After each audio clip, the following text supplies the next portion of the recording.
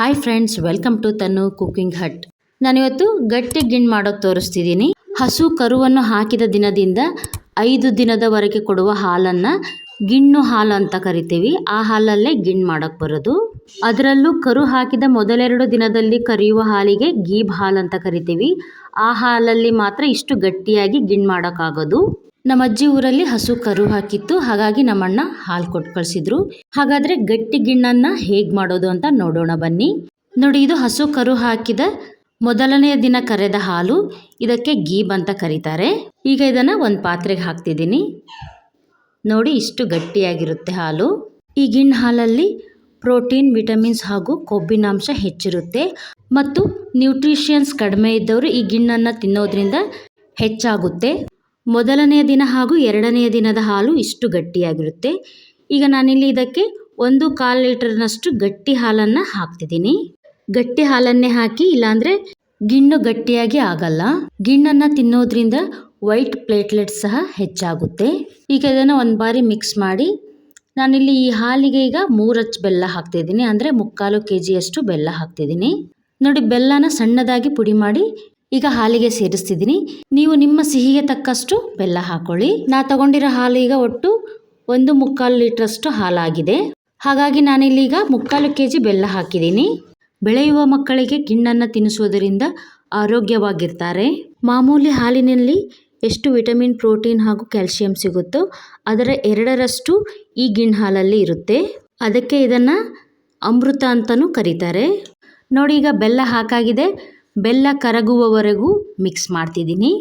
ಅಷ್ಟರಲ್ಲಿ ನೀವಿನ್ನು ನಮ್ಮ ಚಾನಲ್ಗೆ ಹೊಸಬರಾಗಿದ್ದರೆ ಈಗಲೇ ಪಕ್ಕದಲ್ಲಿರೋ ಬೆಲ್ ಬಟನ್ನ ಪ್ರೆಸ್ ಮಾಡಿ ಸಬ್ಸ್ಕ್ರೈಬ್ ಆಗಿ. ಇನ್ನು ಮುಂದೆ ನಾ ಹಾಕೋ ವಿಡಿಯೋ ನೋಟಿಫಿಕೇಶನ್ ನಿಮಗೆ ಮೊದಲು ಬರುತ್ತೆ. ನೋಡಿ, ಈಗ ಬೆಲ್ಲ ಕರಗಿದೆ. ಮತ್ತೊಂದು ಪಾತ್ರೆಗೆ ಸ್ಟ್ರೈನರ್ ಇಟ್ಟು ಸೋಸ್ಕೊಳ್ತಿದ್ದೀನಿ. ಬೆಲ್ಲದಲ್ಲಿರುವ ಕಸ ಹಾಗೂ ಕಲ್ಗಳಿದ್ರೆ ಮೇಲ್ ಬರುತ್ತೆ. ಗಿಣ್ಣು ಹಾಲನ್ನು ಸೋಸಿದಾದ್ಮೇಲೆ ನಾನೀಗ 1 ಸ್ಪೂನ್ ಏಲಕ್ಕಿ ಶುಂಠಿ ಪುಡಿ ಹಾಕ್ತಿದ್ದೀನಿ. ಈಗ ಚೆನ್ನಾಗಿ ಮಿಕ್ಸ್ ಮಾಡಿ ಇದನ್ನು ಬೇಯಿಸೋಕಿಡಬೇಕು. ನಾನಿಲ್ಲಿ ಜಾಸ್ತಿ ಹಾಲಿರೋದ್ರಿಂದ ದೊಡ್ಡ ಪಾತ್ರೆ ಕುಕ್ಕರಲ್ಲಿ ಸಾಲೋಲ್ಲ ಅಂತ 2 ಪಾತ್ರೆಯಲ್ಲಿ ಅರ್ಧ ಹಾಲನ್ನು ಹಾಕಿ ಬೇಯಿಸ್ತಿದ್ದೀನಿ.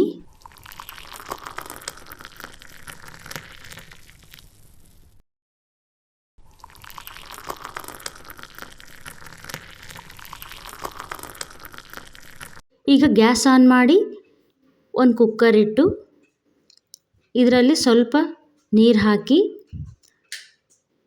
ನಂತರ ಒಂದು ಸ್ಟ್ಯಾಂಡ್ ಇಟ್ಟು ಈಗ ಈ ಹಾಲು ಹಾಕಿದ ಪಾತ್ರೆನ ಇಡ್ತಿದ್ದೀನಿ.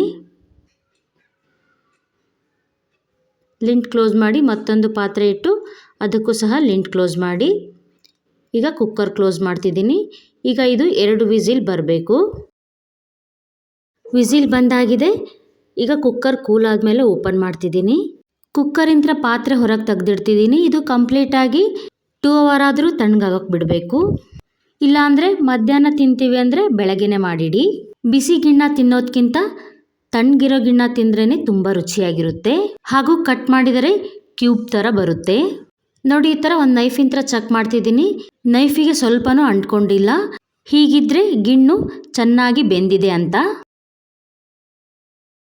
ನಾನೀಗ ಇದನ್ನು 2 ಗಂಟೆ ಕಂಪ್ಲೀಟಾಗಿ ತಣ್ಣಗಾಗೋಕ್ಕೆ ಬಿಡ್ತಿದ್ದೀನಿ. ನೋಡಿ, 2 ಗಂಟೆ ಕಂಪ್ಲೀಟಾಗಿ ತಣ್ಣಗಾದ್ಮೇಲೆ ಈಗ ಕಟ್ ಮಾಡ್ತಿದ್ದೀನಿ.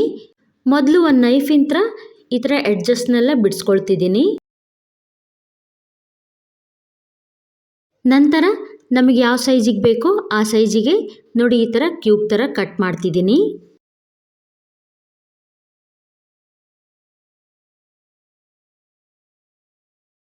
ನೋಡಿ, ಒಂದು ತೆಗೆದು ತೋರಿಸ್ತಿದ್ದೀನಿ ಗಿಣ್ಣು ಹೇಗಾಗಿದೆ ಅಂತ. ಈ ಥರ ನಿಧಾನವಾಗಿ ಒಂದು ಸ್ಪ್ಯಾಚುಲರಿಂದ ಈ ಥರ ತೆಗೀರಿ, ಬರುತ್ತೆ. ಇಲ್ಲಾಂದರೆ ಈ ಪಾತ್ರೆನೇ ಒಂದು ತಟ್ಟೆ ಮೇಲೆ ದಬ ಹಾಕಿ ಸಹ ತೆಗಿಬಹುದು. ನೋಡಿ, ಈಗ ಎಷ್ಟು ಚೆನ್ನಾಗಿ ಬಂತು. ಗಿಣ್ಣು ಸಹ ಅಷ್ಟೇ ಚೆನ್ನಾಗಿ ಬೆಂದು ನೋಡಿ ಎಷ್ಟು ಚೆನ್ನಾಗಿ ಕಾಣ್ತಿದೆ ಹಾಗೂ ಅಷ್ಟೇ ಸಾಫ್ಟಾಗಿ ಸಹ ಗಿಣ್ಣಾಗಿದೆ. ಹಾಗೆ ನೋಡಿದರೆ ಬಾಯಲ್ಲಿ ನೀರು ಬರುತ್ತೆ. ಈ ಗಟ್ಟಿ ಗಿಣ್ಣು ಅಂದರೆ ನಮ್ಮ ಮನೇಲಿ ಎಲ್ಲರಿಗೂ ತುಂಬಾ ಇಷ್ಟ. ಈ ಗಿಣ್ಣು ತಿನ್ನೋಕೆ ಎಷ್ಟು ರುಚಿಯಾಗಿರುತ್ತೋ ಅಷ್ಟೇ ಹೆಲ್ತ್ ಬೆನಿಫಿಟ್ ಇದೆ. ನೋಡಿ, ಈಗ ಗಿಣ್ಣು ರೆಡಿಯಾಗಿದೆ. ನೋಡಿ, ಕಟ್ ಮಾಡಿ ತೋರಿಸ್ತಿದ್ದೀನಿ ಗಿಣ್ಣು ಎಷ್ಟು ಸಾಫ್ಟ್ ಆಗಿದೆ ಅಂತ. ಬಾಯಲ್ಲಿಟ್ಟರೆ ಹಾಗೆ ಕರಗುತ್ತೆ, ಅಷ್ಟು ಸಾಫ್ಟಾಗಿ ಆಗಿದೆ ಹಾಗೂ ಅಷ್ಟೇ ರುಚಿ ಕೂಡ ಇದೆ. ಹಾಗಾದರೆ ನಿಮಗೂ ಸಹ ಗಿಣ್ಣು ಹಾಲು ಸಿಕ್ಕಾಗ ಈ ಥರ ಟ್ರೈ ಮಾಡಿ. ಗಿಣ್ಣು ಮಾತ್ರ ತುಂಬ ರುಚಿಯಾಗಿರುತ್ತೆ. ಟ್ರೈ ಮಾಡಿದ ಮೇಲೆ ಟೇಸ್ಟ್ ಹೇಗೆ ಬಂದಿದೆ ಅಂತ ಕಮೆಂಟ್ ಮಾಡಿ. ಇಷ್ಟ ಆದರೆ ನಿಮ್ಮ ಫ್ರೆಂಡ್ಸ್ ಆ್ಯಂಡ್ ಫ್ಯಾಮಿಲಿಗೆ ಶೇರ್ ಮಾಡಿ ಹಾಗೂ ಫಾಲೋ ಮಾಡಿ. ಹೀಗೆ ಪ್ರೋತ್ಸಾಹಿಸಿ. ಮತ್ತೊಂದು ರೆಸಿಪಿಯೊಂದಿಗೆ ಸಿಗೋಣ. Thank you.